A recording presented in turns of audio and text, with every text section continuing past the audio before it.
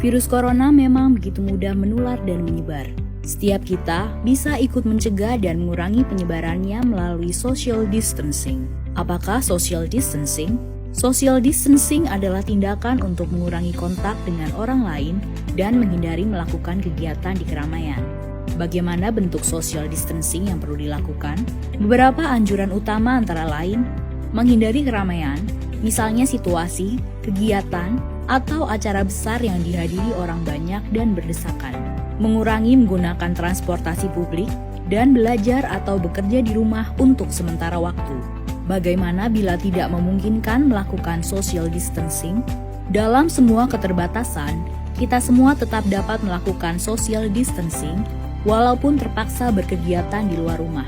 Siapapun yang baru datang dari negara terpapar COVID-19 atau bila kita menunjukkan gejala sakit, disarankan untuk tidak keluar rumah selama 14 hari atau self-quarantine atau segera cari bantuan medis.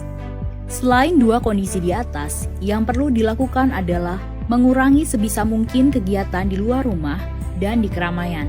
Bila harus keluar rumah dan menggunakan kendaraan umum, perlu menghindari waktu ramai atau peak hours. Hindari menyentuh permukaan yang mungkin dipegang orang lain juga. Misalnya, pegangan tangga atau gagang pintu. Bila harus berpergian dengan pesawat, kereta, atau bus, cari tahu mengenai status keamanan tempat yang akan kita datangi.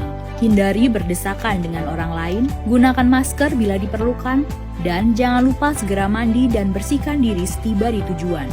Bila perlu membeli makanan atau kebutuhan lain, sebisa mungkin gunakan layanan pesan antar. Bersihkan atau cuci barang yang dibeli sebelum disimpan, dan utamakan memesan makanan yang matang sempurna.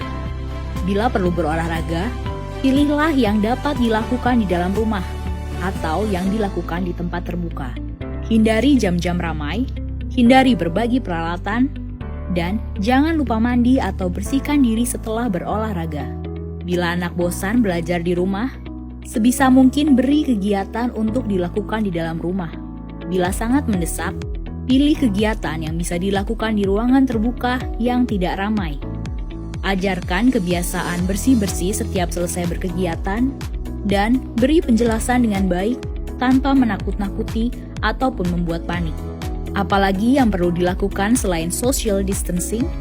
Jangan lupa mempraktekkan kebiasaan bersih antara lain, cuci tangan sebelum beraktivitas untuk menghindari virus atau kuman kita menyebar kepada orang lain.